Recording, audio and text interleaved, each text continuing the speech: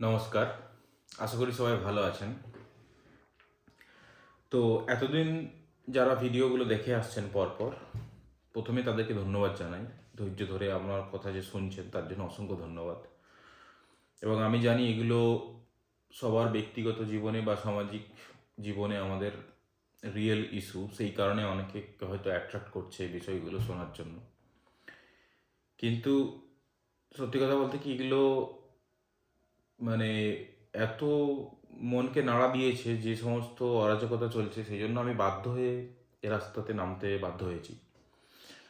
আমি আমাকে যারা চেনেন বা আমার পরিস্থিতি যারা জানেন, আমি খুব সচ্ছলভাবে একটা দেশে একটা প্রতিস্থাপিত জায়গাতে পৌঁছে নিজের পায়ে দাঁড়িয়ে নিজের লাইফ কাটাচ্ছিলাম ভালোই। কিন্তু এই সমস্ত বিষয় অনেক দিন ধরে নাড়া দিচ্ছিল।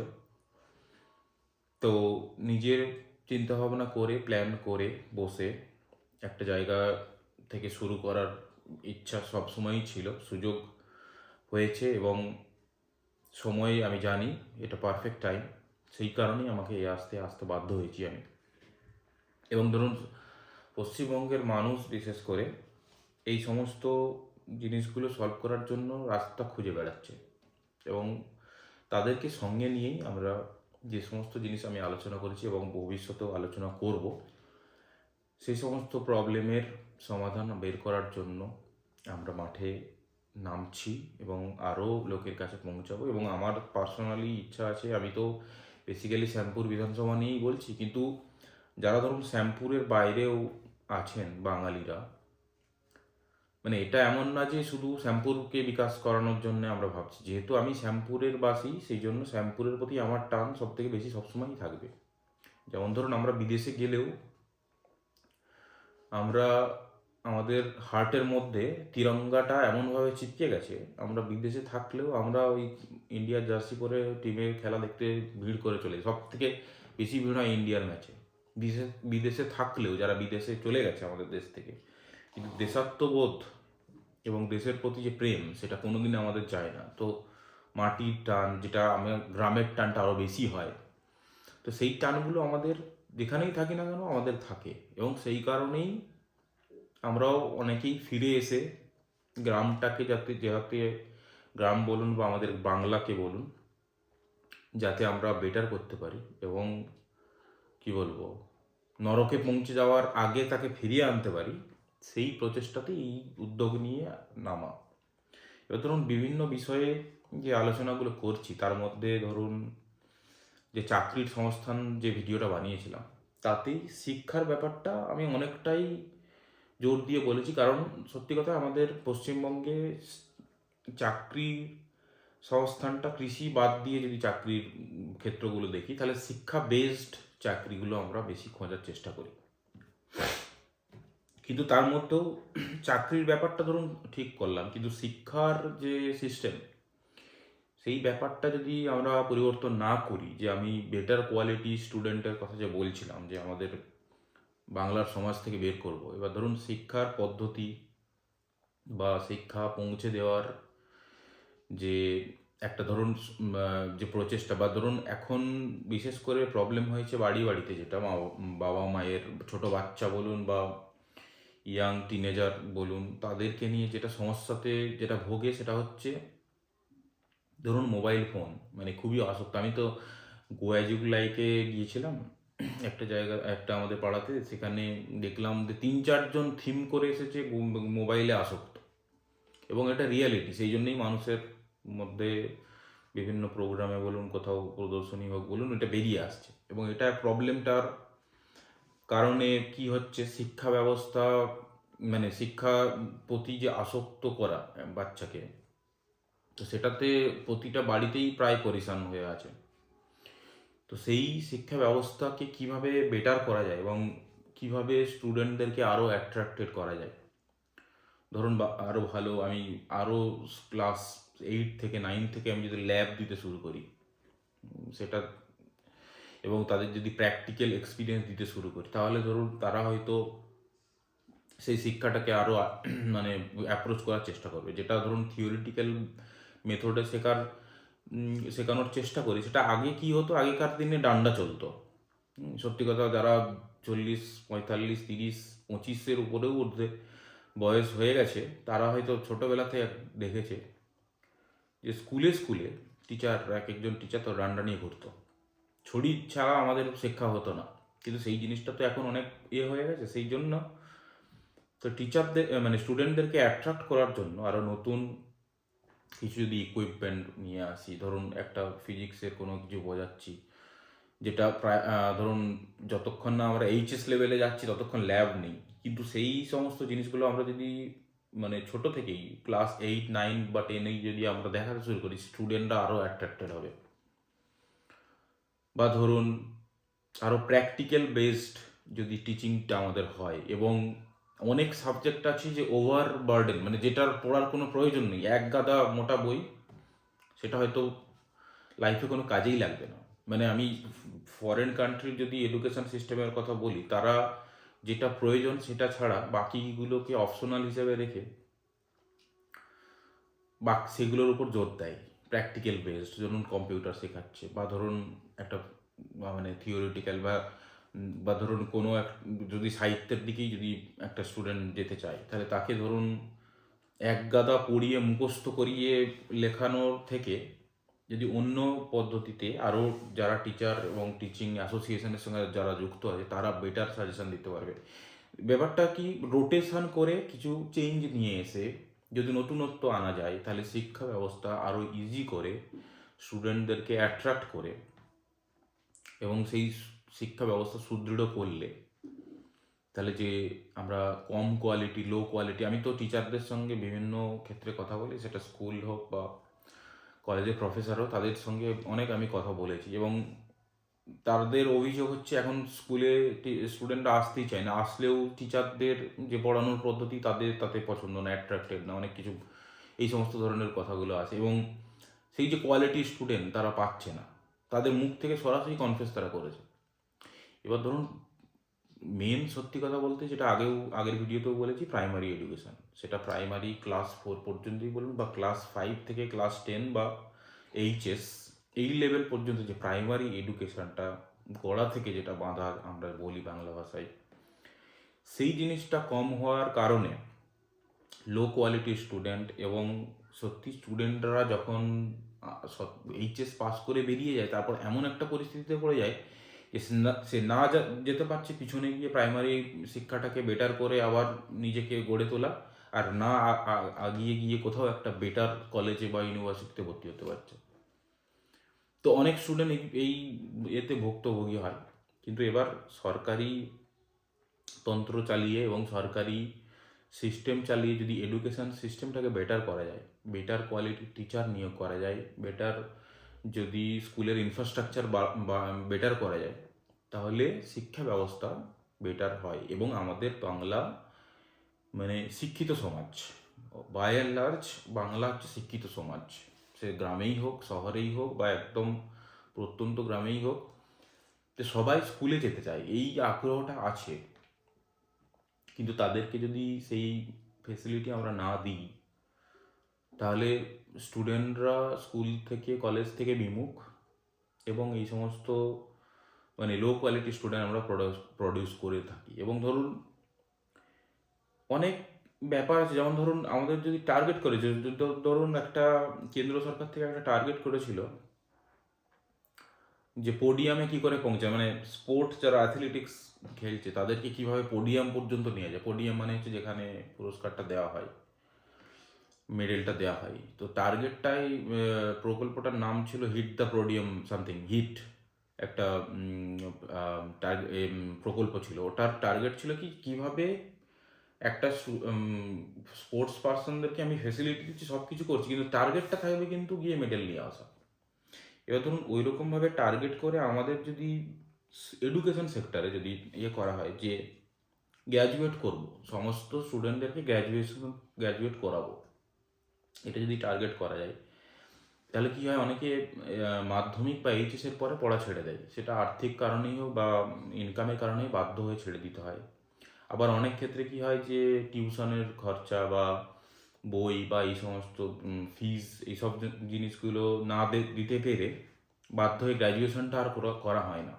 কিন্তু আমরা যদি গ্র্যাজুয়েট করতে থাকি শুরু করি, মানে আমরা যদি টার্গেটই করি যতজন এইচএস থেকে বেরোচ্ছে তার 90+% যদি আমি গ্র্যাজুয়েট করতে পারি, তাহলে আমাদের বাংলার সমাজের যে শিক্ষার যে স্তরটা সেটা বেড়ে যাবে। মানে আমাদেরকে গ্র্যাজুয়েট সোসাইটি বলে 10 বছর, 15 বছর, 20 বছর পরে ডিক্লেয়ার করবে, সেটা যদি করতে পারি। এবং সেটা করার জন্য ধরুন সরকারি ফেসিলিটি নিয়ে এসে ধরুন তাদের ফিজটা আমি গ্র্যাজুয়েট পর্যন্ত ফিজ মাফ করে দিলাম, বা বইপত্র আমি কলেজের লাইব্রেরিতে, স্কুলের লাইব্রেরিতে বাড়ালাম, যাতে যারা দুস্থ, যারা বই কিনতে পারে না, যারা চাকরির খোঁজে বেরিয়ে যায় সংসার চালানোর জন্যে, তাহলে তারা গিয়ে অন্তত করসপন্ডেন্সে হলেও বা স্কুলে পার্সেন্টেজ, মানে প্রেজেন্টের পার্সেন্টেজ কম করেও, গ্রামের ছেলেরা বিশেষ করে আমি তো দেখি যে ওরা সব পারে।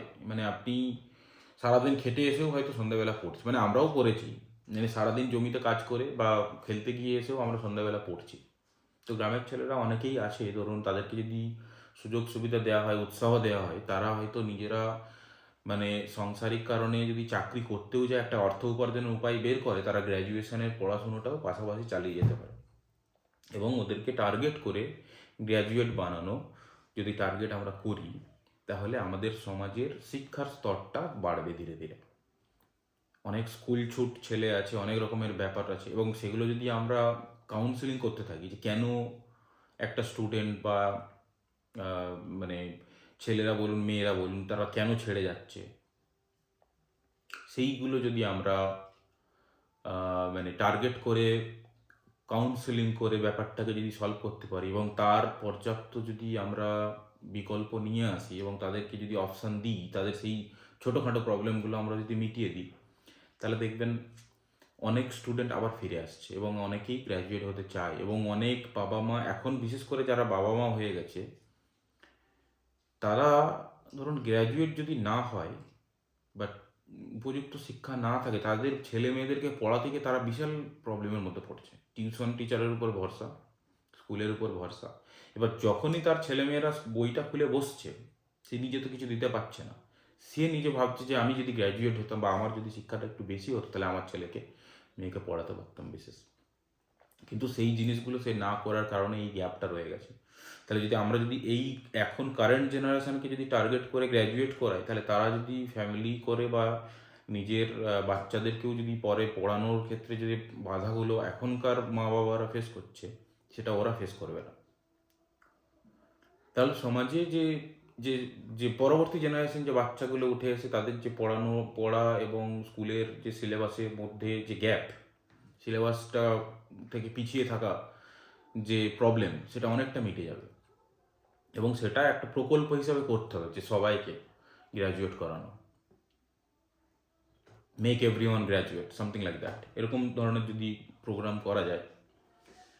এবং এটা ধরুন একদিনে হবে না, এটা ধরুন 5 দিনে মানুষের কাছে, যেরকম সাক্ষরতার যে প্রোগ্রাম একটা প্রচার চলতো, হ্যাঁ, সর্বশিক্ষা অভিযান, সেরকম ধরনের সবাইকে যদি গ্র্যাজুয়েট করানোর একটা টার্গেট নিয়ে চলি, তাহলে ধরুন কোনো একটা সময় আসবে 60-70% গ্র্যাজুয়েট হচ্ছে, আরও 2-4 বছর 5 বছর পরে ধরুন 80% গ্র্যাজুয়েট হবে, একটা সময় আসবে 90-95% গ্র্যাজুয়েট হওয়ার চেষ্টা করবে। তাদেরকে সেই ফেসিলিটি দেওয়া হয়। এবার ধরুন অনেকে বিয়ে হয়ে চলে গেছে, সংসারের মধ্যে চলে গেছে, কিন্তু তাদেরকেও যদি একটা ফেসিলিটি দেওয়া হয় যে আপনারা পড়ার গ্যাপ হয়ে থাকলেও আপনারা গ্র্যাজুয়েটটা করতে পারবেন, তাদের সেই রকম যদি টার্গেট করানো যায়, তাহলে দেখবেন সমাজের শিক্ষার লেভেলটা, শিক্ষিত সমাজের লেভেলটা আমাদের পশ্চিমবঙ্গে বেড়ে যাবে। এবং সরকারি থেকেই ধরুন এবার কলেজ বাড়ানো, স্কুল বাড়ানো, যেমন ধরুন আমার নিজস্ব, আমাকে যদি নিজে জিজ্ঞেস করেন যে আপনার প্ল্যান কিভাবে করবেন এইভাবে, এবার ধরুন জানাও একটা সমস্যা কি হয় যে মাধ্যমিক বা উচ্চ মাধ্যমিকের পরে যে সিট দিতে পারি না, ঠিক আছে, স্কুল কলেজ বা এই শ্যামপুরের কথাই ভাবুন, একটা কলেজ ছিল বলে শ্যামপুর এলাকা বেঁচে গেছে। মানে মুরারিমোহন মান্নাবাবুকে যে কত অসংখ্য ধন্যবাদ আমরা পার ডে সবাই দিয়ে থাকি, তার হিসাব নেই। মানে একজন মানুষ ছিল বলে আমরা শ্যামপুরবাসীরা বেঁচে গেছি। মানে কলেজটা থাকার কারণে এত ছেলে গ্র্যাজুয়েট হয়ে এত মানে শিক্ষার পেয়ে বেরিয়ে গেছি আমরা, এবং কিন্তু সেটার পরিধিটা আর বাড়েনি। ধরুন একটা ছেলে এইচএস পাস করে বেরিয়ে গেল, সে সিটি পাচ্ছে না হয়তো। এবার ধরুন আমরা যদি কলেজ স্কুলের সংখ্যা বাড়াই, এবং তাহলে রিক্রুটমেন্টও বাড়বে, স্কুলের টিচিং বলুন, কলেজের প্রফেসর বলুন, রিক্রুটমেন্ট বাড়বে, শিক্ষাকর্মীদের রিক্রুটমেন্ট বাড়বে। প্লাস কি হবে, আপনি ধরুন মাধ্যমিক পরীক্ষা দেওয়ার 15 দিনের মধ্যে একটা অনলাইনে লিঙ্ক খুলুন, স্টুডেন্টদেরকে যারা পরীক্ষা দিয়েছে তাদের অ্যাডমিট কার্ডের number, date of birth, phone number দিয়ে তাদের ইচ্ছাটা জানুন, যে তারা পরীক্ষা তো দিলে একটা অ্যাসেসমেন্ট সে করবে 15 দিনের মধ্যে, যে সে মানে আর্টসে পড়তে চায় না সায়েন্স বা কমার্সে পড়তে চায়। তার একটা আইডিয়া হবে, মানে সরকারের কাছে একটা আইডিয়া হবে, আচ্ছা এতগুলো কমার্সের স্টুডেন্ট আসছে এবছর, এতগুলো আর্টসের স্টুডেন্ট আসছে তো এবছর। এবার ধরুন ওটা ফাইনাল মানে লিস্ট না, ওটা একটা মানে আইডিয়া করার জন্য যে এতগুলো ছেলে আসছে নেক্সট এইচএসে। তাহলে আপনি যদি স্কুলের সংখ্যা মানে স্কুলের যদি সিটের সংখ্যা কম, তাহলে সিট বাড়ানো বা স্কুলের একটা পরিধি বাড়ানোর একটা আইডিয়াটা আসে, সেটা তো আমাদের সরকার করেই না। মানে আমি স্টুডেন্টদের থেকে যে ফিডব্যাক নেব যে নেক্সট স্টেপে তোরা কী করতে চাস, কোন স্ট্রিমে পড়তে চাস, সেটা আমরা নিই না। এবার ধরুন এইচএসে পাস করার পরও একই রকমভাবে, ধরুন সায়েন্স থেকে কেউ পাস করে, সে ম্যাথ নেবে না ফিজিক্স নেবে, নাকি জেনারেলে পড়বে, নাকি বায়োকেমিস্ট্রি পড়বে। তো সেই ফিডব্যাকগুলো আমরা যদি নিই, তাহলে আমরা কলেজে সিট বাড়াতে পারি। ব্যাপারটা হচ্ছে কি, যে যারা পাস করে বেরিয়ে যাচ্ছে তাদেরকে ফিরিয়ে না দেওয়া। অনেকে কলেজে গিয়ে সিট না পেয়ে ফিরে আসে, সেটা করলে হতাশ হয়ে অনেকে ছেড়ে দেয় যে আমি তো সিট পাবো না, আমি তো গ্র্যাজুয়েশনে চান্সই পাবো না, এই করে অনেকে যায়ই না, এমনও ছেলে আছে। সেই জিনিসগুলো গ্যাপগুলো যদি আমরা কমাতে থাকি, স্টুডেন্ট এবং সরকার শিক্ষা দপ্তরের মধ্যে যদি যোগাযোগটা কন্টিনিউয়াস থাকে, তাহলে স্টুডেন্টদেরই হেল্প হয়, এবং ওই স্টুডেন্টগুলোই আমার সমাজকে সার্ভিস দেবে একটা সময়। সে যাই করে থাকুক, একটা ছোটো যদি নিজের বিজনেসও করে থাকে, একটা পড়ালেখা শিক্ষিত ছেলের একটা বিজনেস করার স্টাইল আলাদা হবে, আর একটা যদি কম শিক্ষিত ছেলে একটা যায়, তার একটা স্টাইল আলাদা হবে। সেই তফাৎটা আমরা নিজেরা বুঝতে পারি। এবার ধরুন এই ব্যাপারগুলো ধীরে ধীরে যদি ইমপ্রুভমেন্ট আনি, এবং আমাদের মানে শিক্ষক সমাজ যে আছে, স্কুল কলেজ ইউনিভার্সিটিতে আছে প্রফেসররা বলুন, বা যারা অনেক দিনের অভিজ্ঞ টিচার, তাদের মধ্যেও অনেক কিছু আইডিয়া আছে, অনেক কিছু প্ল্যান আছে। আমি যদি পাবলিক ফোরামে একটা আলোচনা শুরু করি, তারাও 5টা প্রস্তাব 10টা প্রস্তাব দেবে যে এটা করলে বেটার হয়। তো সেই প্রস্তাব নিয়ে আমরা যদি কন্টিনিউয়াস বেটারমেন্ট শুধু শিক্ষার খাতে করতে থাকি, অটোমেটিক্যালি আমাদের সমাজ, শিক্ষিত সমাজ আরও বেটার হয়ে উঠবে। এবং রিক্রুটমেন্ট বলুন, কলেজ স্কুল বাড়ানোর তো বিশেষ প্রয়োজন। মানে আমি ব্যক্তিগতভাবে মনে করি এটা তো আমাদের সংবিধানেই আছে যে শিক্ষা পাওয়াটা হচ্ছে আমাদের অধিকার, সাংবিধানিক অধিকার। মানে সরকারের দায়িত্ব হচ্ছে আপনাকে শিক্ষিত করানো। এবার শিক্ষিত করানো, সেটা যদি আরও বেশি করে করি, আমি যদি সিট বাড়াই কলেজে, ইউনিভার্সিটিতে সিট বাড়াই, ইউনিভার্সিটির সংখ্যা বাড়াই, তাহলে আমার সবাই গিয়ে পড়তে পারবে। এক একটা স্কুল কলেজে আমি আগের ভিডিওতেও বলেছি যে 25টা হয়তো 40টা টিচার দরকার, সেখানে 25টা আছে।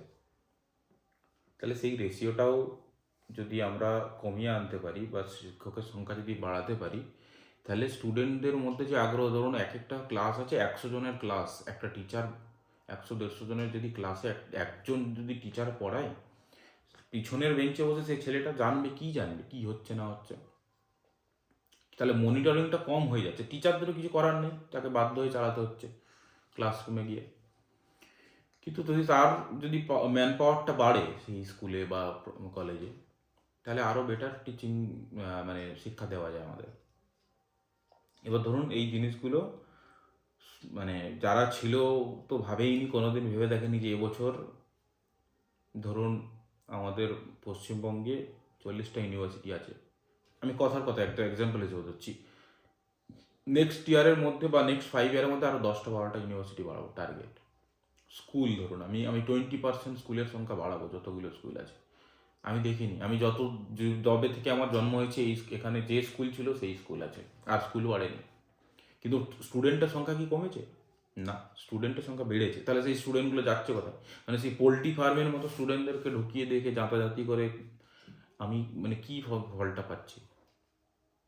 তাহলে আমি বেটার আরও কিছু নতুন স্কুল বানাই, বেটার কোয়ালিটির টিচিং ব্যবস্থা বের করি, এবং বেটার ইকুইপমেন্ট, বেটার মানে টিচার রিক্রুটমেন্ট কন্টিনিউয়াস করে, এবং একটা কন্টিনিউয়াস ইমপ্রুভমেন্ট প্রসেসটা যদি জারি রাখি, তাহলে আমার বাংলা থেকে যারা জন্ম থেকেই একটা আলাদা ডিএনএ নিয়ে জন্ম নেয় বাঙালিরা, সেই বাঙালির বুদ্ধি কাজে লাগিয়ে আমরা আরও better society, better educated society আমরা বানাতে পারবো। এবং শিক্ষা একটা বিশেষ টাচিং সাবজেক্ট, যেটা নিয়ে মানে সরকার জাস্ট হেলাফেলা করে আছে হচ্ছে হবে এরকম করে চালিয়ে যায়, সেটা করলে হবে না। আমাদের টার্গেট সবাই। এবার ধরুন যাদের বাড়িতে শিক্ষিত ফ্যামিলি বলুন, শিক্ষিত পরিবেশ, তারা বেরিয়ে যাবে, কিন্তু এভারেজ যারা বা যারা বিলো এভারেজ তারা পিছনে পড়ে যায়। এবং ধরুন একটা ছেলে পড়াশুনো করার পরে সে এগ্রিকালচারেই যাবে, সে কৃষিতেই যাবে, কিন্তু সেই ছেলেটা যদি পড়াশুনো করে, তার মধ্যে যদি এগ্রিকালচারাল এডুকেশনটা বাড়ায়, সে যে বেটার কোয়ালিটির প্রোডাক্ট বানাবে। আমরা তো আগেই বলেছি নদীমাতৃক দেশ, এবং আমার শ্যামপুর বিশেষ করে দুটো নদীতে ঘেরা। তাহলে আমার যদি একটা শিক্ষিত ছেলে যদি কৃষিতে যায়, বা একটা শিক্ষিত ছেলে যদি রাজমিস্ত্রির কাজে যায় বা যে কোনো কাজে যায়, তাহলে সে বেটার জিনিসটা প্রোডাক্টটা বানাতে পারবে। এবং ধরুন এদের মধ্যে আমি যেটা দেখেছি কি, শিক্ষিত না হলেও মানে নিজেরাই এত জোগাড়ো এবং এত মানে ব্রেন খাটিয়ে নিজেরা সিস্টেম বার করে ফেলে, মানে ভাবা যায় না যে এই লোকটা এরকম করে। এবং খুবই মানে আমি খুবই ইমপ্রেস হই এই সমস্ত জিনিসগুলো দেখে। কিন্তু তাদেরকে যদি একটা ডিগ্রি দিই, যে ধরুন অনেক চাষি আছে, অনেক দিন ধরে এগ্রিকালচার সেক্টরে কাজ করছে, অনেক কিছু করছে, এবং তার এত অভিজ্ঞতা, তার এত জ্ঞান আছে, তাহলে তাকে যদি ডেকে আমি ক্লাস করিয়ে এবং তাকে যদি কিছু আরও নতুন সাবজেক্ট পড়িয়ে একটা যদি তাকেও যদি ডিগ্রি দিই, গ্র্যাজুয়েট যদি বলি যে সে এগ্রিকালচারে গ্র্যাজুয়েট, তাহলে তার মধ্যেও একটা আসবে যে না, আমি এই জিনিসটা কাজটা করার পরেও একটা সরকার রেকগনিশন দিচ্ছে, সরকার আমাকে মান্যতা দিচ্ছে যে আমি এগ্রিকালচারে গ্র্যাজুয়েট। সেটাও করা যায়, একটা সার্টিফিকেট দিলাম এগ্রিকালচারে যারা কাজ করে। অনেক রাজমিস্ত্রি আছে, অনেক রকমের মিস্ত্রি আছে, খুব ভালো, মানে ইঞ্জিনিয়ারিং ডিগ্রি নেই তার কাছে, কিন্তু সে খুব ভালো ইঞ্জিনিয়ার। তাহলে তাদেরকেও ডেকে ডেকে আমরা যদি ইঞ্জিনিয়ারিংয়ের ডিগ্রি দিই, তাহলে সমাজের যে এডুকেশনের স্তর সেটা বাড়বে, এবং সে বাড়িতে ফিরে গিয়ে তার ছেলে মেয়েদেরকেও সেইভাবেই শিক্ষাটাও দেবে। তাহলে যেটা আমরা স্কুলে এসে ফেস করি, বা যেটা কলেজে এসে ফেস করি না, স্কুলে কলেজে স্টুডেন্টদের মধ্যে আগ্রহ বা কোনো কিছুতে অ্যাপ্রোচ করার প্রচেষ্টা সেটা নেই, বাবা মা জোর করে পাঠিয়ে দিচ্ছে, সেই ব্যাপারটা, গ্যাপটা অনেকটা ধীরে ধীরে কমতে থাকবে, টোটাল পরিবেশ চেঞ্জ হলে। তো এই বিষয়গুলো আমরা যখন গ্রামে আসব, আমি তো পার্সোনালি ঠিক করেছি শ্যামপুর বিধানসভার প্রতিটা গ্রাম কভার করব। তো যখন গ্রামে আসবো, মানুষের সঙ্গে কথা বলবো, আপনারাও সমস্যা বা কোনো সলিউশন থাকলে সেগুলো আমাদের কাছে তুলে ধরবেন, ফেস টু ফেস কথা বলবো আপনাদের সঙ্গে, এবং সেই সমস্ত সবার সাজেশন নিয়ে আমরা যখন পরিবর্তন আসবে এবং আমরা যখন একটা পজিশনে যাব, সেই জিনিসগুলো ইমপ্লিমেন্ট করার চেষ্টা করব এবং সেগুলো আমাদের মধ্যে নিয়ে আসবো, এবং বাংলার শিক্ষিত সমাজকে আমরা আরও বেটার, আরও বেশি শিক্ষিত সমাজে পরিণত করব। এবং এটা আমাদের মূল লক্ষ্য। এবং এত কিছু বিষয়ের মধ্যে শিক্ষা বিষয়টা কিন্তু আর একটা ইম্পর্টেন্ট বিষয়, যেটা আমাদেরকে পাশাপাশি চালিয়ে যেতে হবে। ধরুন আগেও বলেছি, ধরুন সড়ক বলুন, হসপিটালগুলো বানাতে হয়তো টাইম লাগবে, কিন্তু বই খুলে পড়তে বা একটা শিক্ষার একটা পদ্ধতি বলে দিতে সেটা তো টাইম লাগবে না, সেটা বললেই কেউ অ্যাডাপ্ট করার চেষ্টা করবে। এবং অনেক বাবা মা ওই আগ্রহের সঙ্গে বসে আছে, কেউ একজন আসবে এসে বলবে যে কী করে ছেলে মেয়েকে মানুষ করা যায়।